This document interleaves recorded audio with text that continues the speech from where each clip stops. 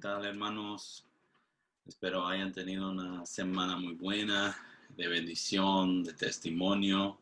Eh, esta semana quiero hablar de un tema que yo creo es un poco confuso y un poco como que está en algo de oscuridad, no tenemos mucha claridad, solamente tenemos la palabra de Dios y lo que nos dice la palabra de Dios acerca de esto. Y he titulado el mensaje de esta semana, esto es el final.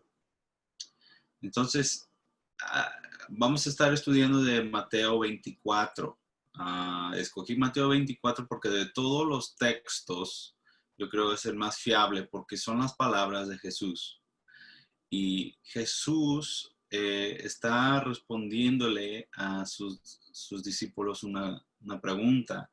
Ahora, un poco de contexto, estaban en el templo, en el segundo templo, y los discípulos estaban como que anonadados con el templo, y Jesús les dice que no quedará ni un ladrillo sobre otro ladrillo, ¿verdad? Que el templo se va a remover, lo van a derrumbar. Y llegó a suceder años después por manos de los romanos. Pero cuando Jesús está en privado con sus discípulos le preguntan de eso y también le hacen la pregunta que ¿cómo sabrán ellos que ya viene el final o el final de los tiempos? Es algo que tenemos que tomar en cuenta, el final de los tiempos, porque cuando viene Jesús, Jesús viene a hacer todo de nuevo. Él va a crear un nuevo cielo y la tierra, nos dice la Biblia. Ahora vamos a empezar en Mateo 4. Dice, Jesús respondió y les dijo, estoy leyendo de Reina Valera 2015 para su referencia. Quiero que vean cómo el Señor contesta esta pregunta y he quebrado la respuesta en 3 etapas, porque yo siento que el Señor está hablando de 3 etapas. Una que sigue la siguiente, ¿verdad? Todas van a ser en sucesión, pero son 3 diferentes etapas que son señales y diferentes como que marcan una gravedad aún más y aún más y aún más. Vamos a ver, verso 4. Mateo 24, verso 4. Miren que nadie les engañe, porque muchos vendrán en mi nombre, diciendo, yo soy el Cristo, y engañarán a muchos. Oirán de guerras y de rumores de guerras. Miren que no los turben, porque es necesario que eso acontezca, pero todavía no es el final. Ahora, si ponemos eso en el contexto del día de hoy, hemos escuchado de rumores de guerra, sobre todo desde que era yo niño.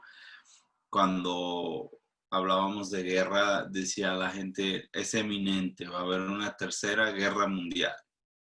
Y más reciente dicen todos, bueno, va a ser una guerra con armas biológicas o con armas nucleares y eso va a traer el fin de la Tierra, ¿verdad? Es lo que se especula, lo que muchas personas hablan, pero son rumores de guerras, y también ha habido conflictos, guerras, como la que se hizo más reciente que nosotros conocemos contra el terrorismo, donde Estados Unidos estaba básicamente atacando contra los musulmanes radicales que atacaron a nuestra tierra. Eh, Eso es un solo ejemplo. Ahora hay bastantes guerras de las cuales no nos damos cuenta. En África hay muchas guerras civiles entre las tribus, pero ya no pelean aro y con flechas, ya son con metralletas.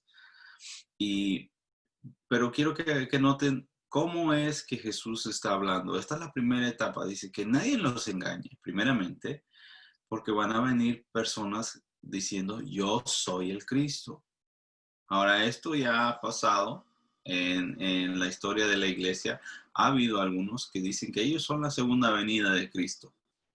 Eso es muy importante. Quizás ahorita, como lo vemos, es muy de una persona muy cuerda decir, wow, esa persona está loca, porque ellos dicen que son la reencarnación de Cristo, o que ellos son Cristo ya regresado. La palabra nos da muchas claves de cómo es que viene a Cristo, y en este mismo capítulo lo vamos a tocar, pero pongan mucha atención la advertencia que nos da Cristo. Tengan, no dejen que nadie les engañe, porque muchos vendrán en mi nombre. Ahora, puede haber que haya gente que está declarando a Cristo y luego viene alguien y dice, no, yo soy el Cristo, porque dice que van a engañar a muchos.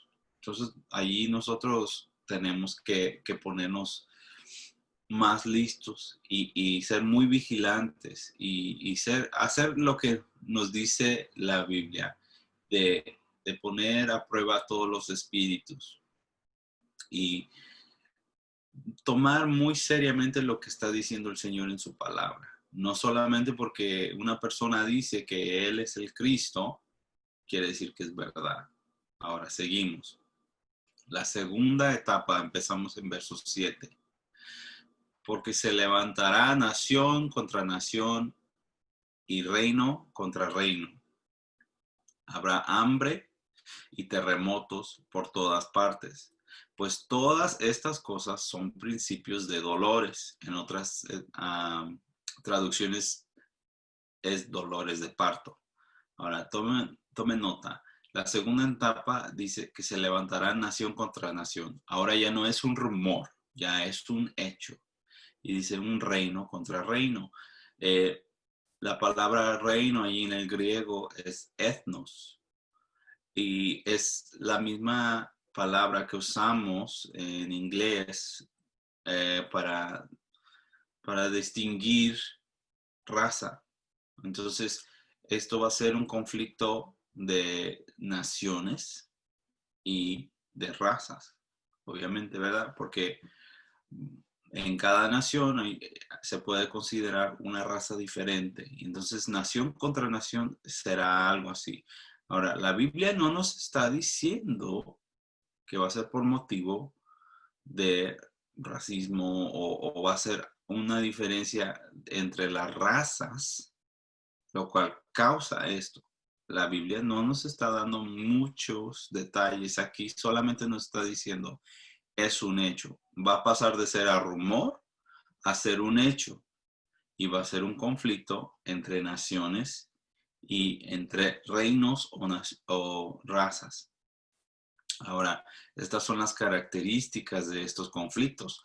Habrá hambre, habrá terremotos en todas partes. Ahora, terremotos ha habido bastantes y muy fuertes, especialmente en Sudamérica. Lo que está diciendo el Señor, que va a haber terremotos en muchas partes, lo cual quiere decir que uno puede pensar muy, muy claramente que va a haber temblores donde antes nunca hubo temblores. Entonces, allí tenemos que poner atención, pero dice el Señor, pues todas estas cosas son principios de dolores. Ahora, yo soy un padre de 3 hijos y dolores de parto, aparte de ser muy dolorosos, no los he vivido, pero he visto a mi esposa con nuestros 3 hijos y yo siento que ella tiene una tolerancia al dolor un poquito más alta que la mayoría, pero eso era muy real lo que ella vivió y esos dolores eran muy dolorosos.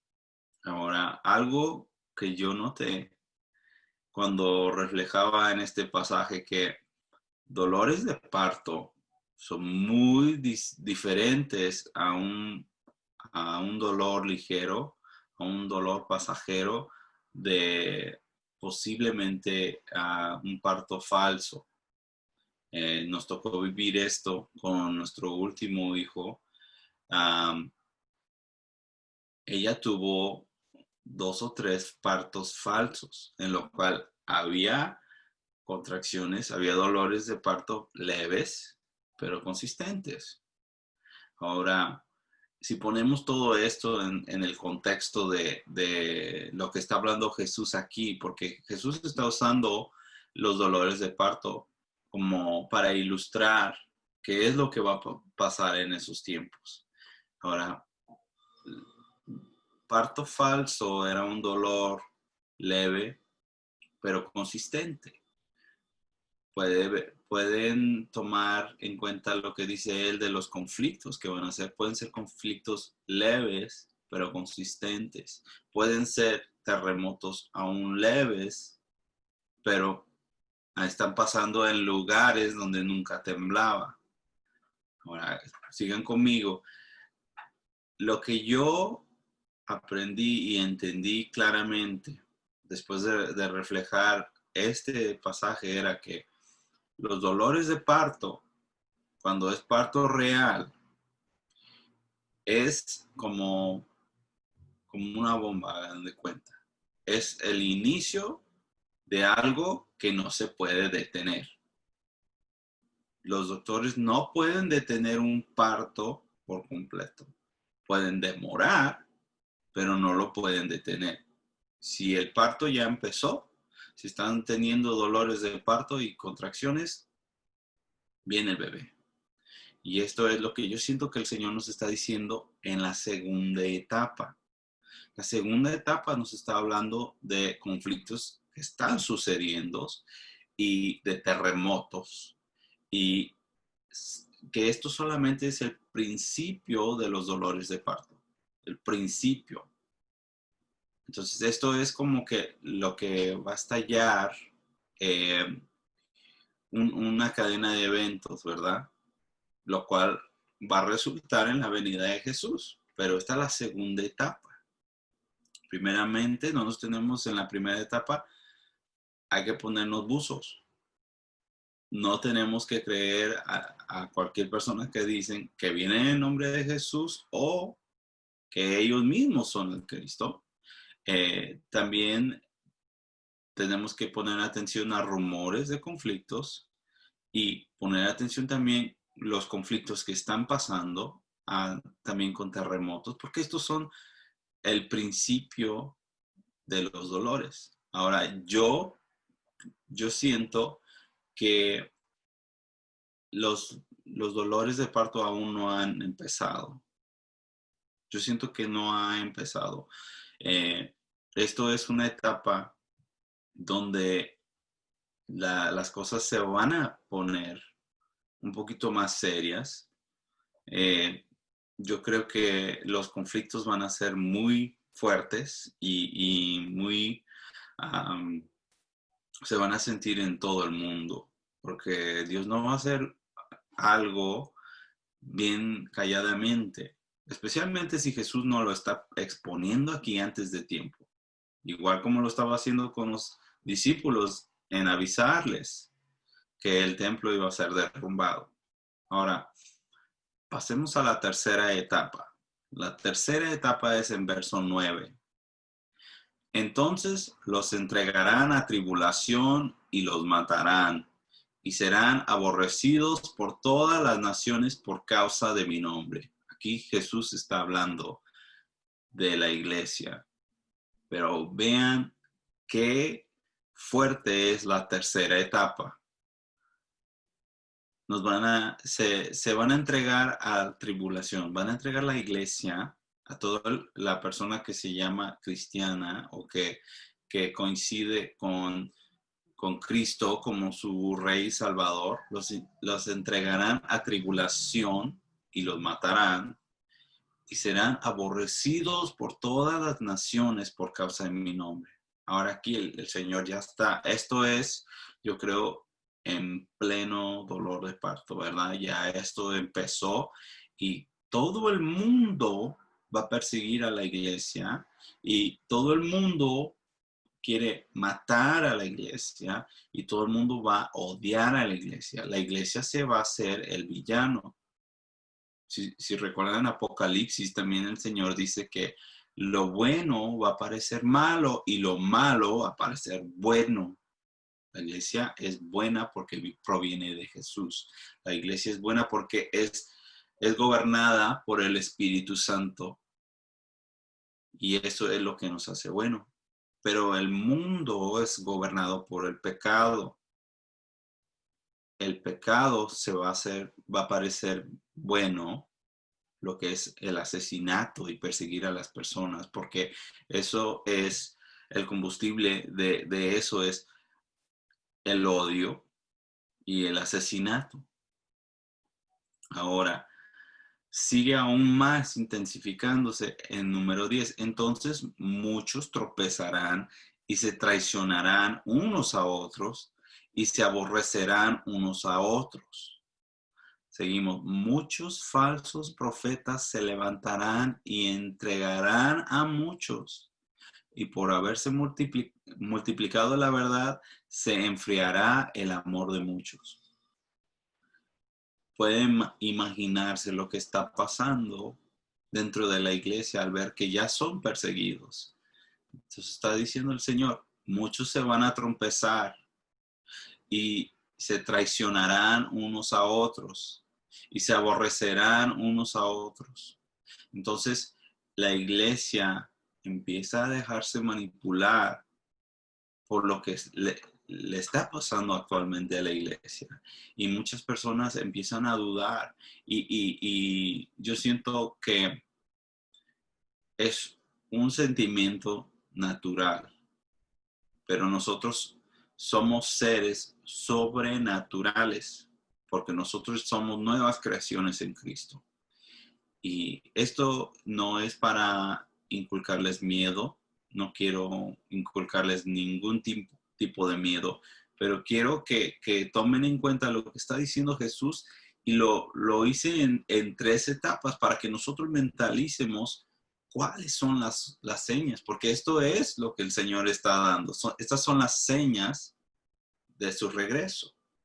Entonces la iglesia se va a tropezar, se va a odiar, se va a traicionar. También dice que van a salir muchos falsos profetas y se van a engañar a muchos. Es la segunda vez que el Señor nos dice que van a venir personas con un mensaje falso. Y en el verso 12 dice, por haberse multiplicado la maldad, se enfriará el amor de muchos. Igual, ya lo habíamos comentado, lo bueno va a parecer malo y lo malo va a parecer bueno. Eso es la multiplicación de lo malo. La gente va a empezar a razonar y va a decir, bueno, ellos eran el problema siempre, la iglesia era siempre el problema.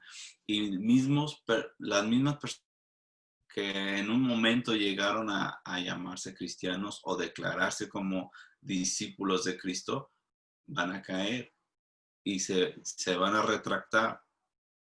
Esto es lo que la Biblia nos dice que se llama apostasía. La iglesia se va a corromper y solo los fieles van a seguir a pesar de que son perseguidos, a pesar que su propia vida está en la mira, ¿verdad? Y esto es algo más también que nos dijo Jesús, que a pesar que el mundo nos odiara, que recuerdemos que lo odió a él primero. Ahora, hay, como siempre en todos los mensajes del Señor, hay esperanza. Eso es muy clave. Verso 13. Pero el que persevere hasta el fin, este será salvo. La esperanza que tenemos nosotros como los creyentes, que tenemos que perseverar, tenemos que seguir en el camino. Ahora el camino no nos cuesta mucho. Ahora el camino nos cuesta nuestro tiempo, quizá los domingos o entre semana o aquí en YouTube, o nuestro tiempo leyendo las escrituras, adorando. Eh, nuestro tiempo para nosotros es algo lo que le estamos ofrendando al Señor, pero es lo máximo que nos cuesta a nosotros. Eh, no quiero decir que es inconveniente, pero sería lo único, ¿verdad? Bueno, pues unas cuantas horas en el estudio X, ¿verdad? Eso es lo que nos está costando a nosotros como ciudadanos estadounidenses. Hay lugares en el mundo donde les cuesta mucho más. Hay lugares en el mundo donde sí son perseguidos. Hay lugares donde hay gente que está muriendo por su fe en Cristo. Pero no quiere decir que ellos ya están en la tercera etapa y nosotros no. Esto es para toda la iglesia. Esto va a caer sobre toda la iglesia en ese tiempo. Y nomás para que se den cuenta. Esto es mi pensar. Pueden tener una opinión diferente y si la tienen me encantaría escucharla. Pero yo me estoy fiando solamente a la escritura y lo que yo quiero enfocarme no es tanto en las señales, porque creo que eso es el mensaje que ahorita están sacando al aire todos. Bueno, esto ya es el principio de los dolores o ya estamos en casi el final, ya somos perseguidos en partes del mundo. Bueno, todo eso para llegar al grano que yo no me quiero enfocar tanto en las señales, porque en este mismo capítulo Jesús nos habla muchas cosas acerca de estas señales y también nos hace un encargo. Y este debe de ser el enfoque. Tenemos que leer toda la carta. Ahora, vamos a terminar esta parte en el verso 14 y seguimos, pero vamos a brincar unos versos más adelante. Verso 14 dice, y el evangelio del reino será predicado en todo el mundo para testimonio a todas las naciones y luego vendrá el fin. Quiero que noten eso. Verso 14. No importa que la iglesia esté siendo perseguida, asesinada, que haya apostasía y que la maldad sea la norma del día. La iglesia aquí está todavía llevando el evangelio y lo está llevando a cada parte del mundo. Ahora, esto es un reflejo muy grande, muy bello, que tenemos que tomar nota. Nuestro objetivo es de compartir a Cristo con todo mundo, llevarlos a la salvación. Pero en tiempos duros, en tiempos de prueba, tenemos que aferrarnos aún más a nuestra fe, aún más a la mano de Cristo. Es por decir, el Señor nos dijo que Él nos llevará de la mano, pero en tiempo de prueba, en tiempo turbulento, nos tenemos que agarrar aún más fuertes, tan fuertes que si es necesario encajarle la uña a la mano del Señor y no soltarlo. Esto es lo que nos está mostrando Jesús y tenemos que no solamente aferrarnos al Señor, pero seguir en lo que Él nos mandó. Él nos mandó a ser discípulos de todas las naciones. El evangelio va a llegar a todo el mundo. Pero, ¿qué es nuestra parte en eso? Ahora, quiero que vayamos y leamos Mateo 24, igual. Vamos a empezar en el verso 27. Y esta parte del estudio quiero que se enfoquen cómo es que dice Jesús que va a venir Él. ¿Cómo va a suceder el regreso de Jesús? En el verso 27 dice, porque así como el relámpago sale del oriente y se muestra hasta el occidente, así será la venida del Hijo del Hombre. Ahora, es una descripción que hace el Señor en cosas que conocemos, ¿verdad? Ustedes han visto relámpagos, algunos que crecieron en otros países, quizás tenían tormentas aún más fuertes, pero los relámpagos salen horizontales, ¿verdad? O cae el relámpago abajo, pero háganse una pregunta. ¿En cuánto tiempo cae un relámpago?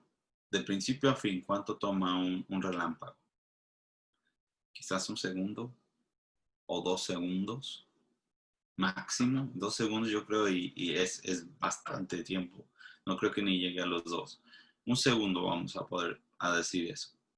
Así es como va a ser la venida del Señor. Él dice, porque así como el relámpago sale del oriente y se muestra hasta el occidente, así será la venida del Hijo del Hombre. Así va a ser tan rápido como un relámpago. Y ya llegó un trueno y ya llegó Cristo. Ya está aquí. Ya se acabó el tiempo del arrepentimiento. Ya se acabó el tiempo de poder declararlo como Señor. En ese momento que Él se presenta como Señor, ya es muy tarde.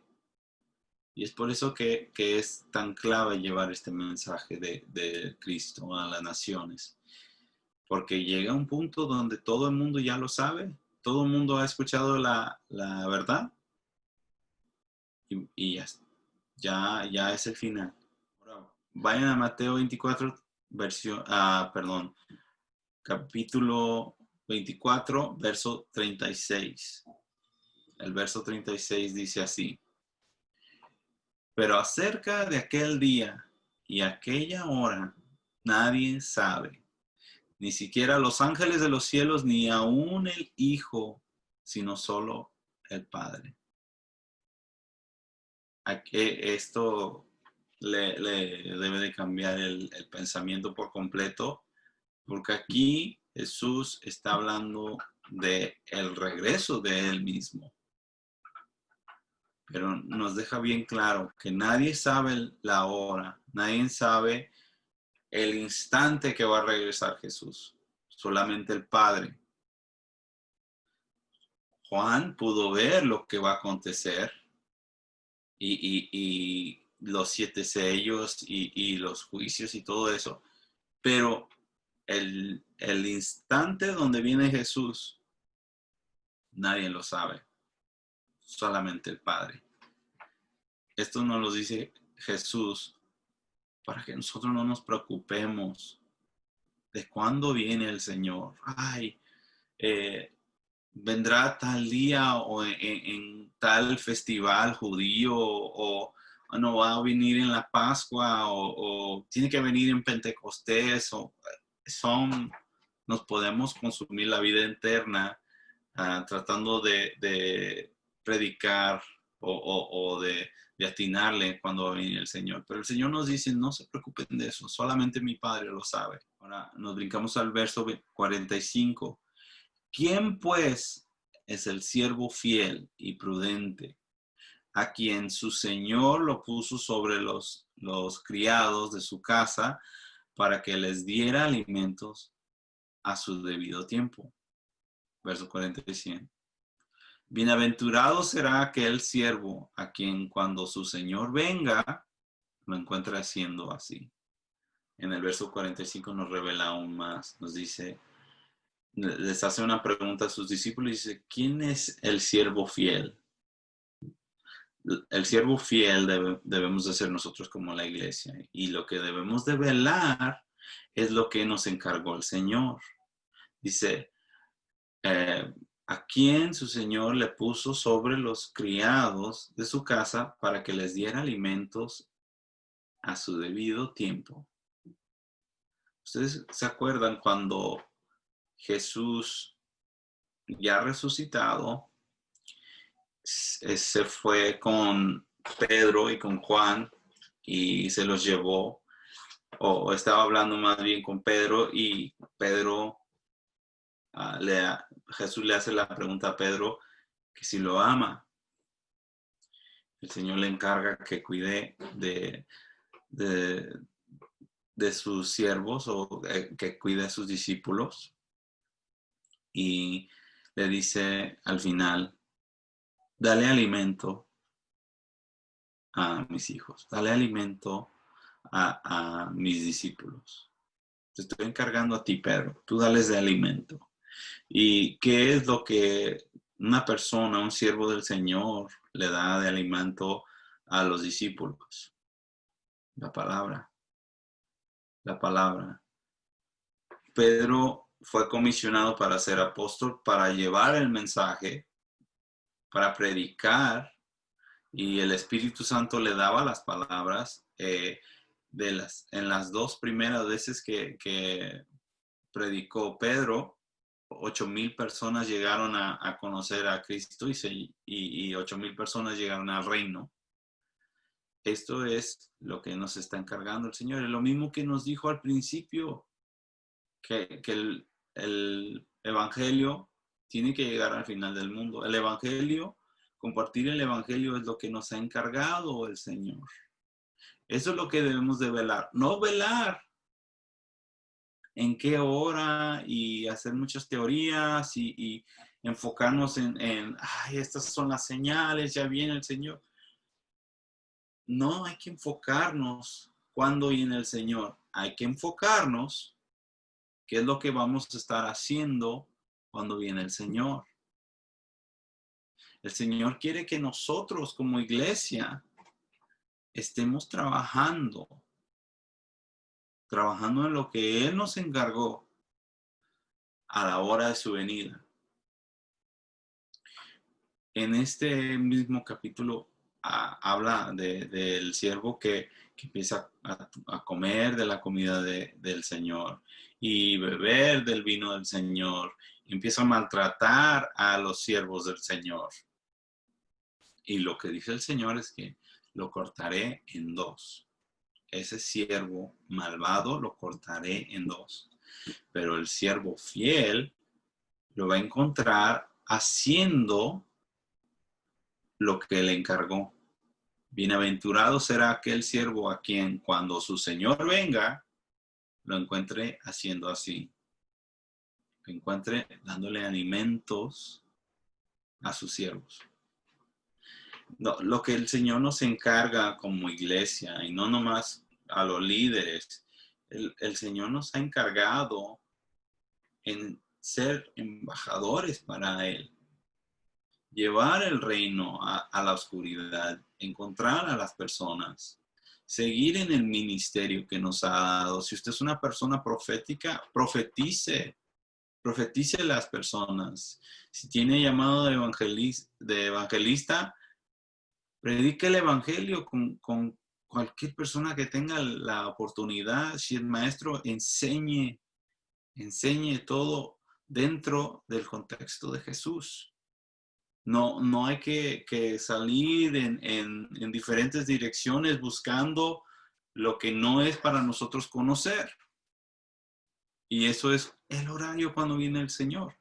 Pero esto es completamente la palabra del Señor, completamente palabra de sabiduría. En cada parte, el Señor está reforzando qué es nuestro deber en todo esto. ¿Qué es nuestro trabajo en todo esto? Porque aunque caiga la tribulación, el evangelio tiene que ser predicado, porque para eso nos puso aquí el Señor.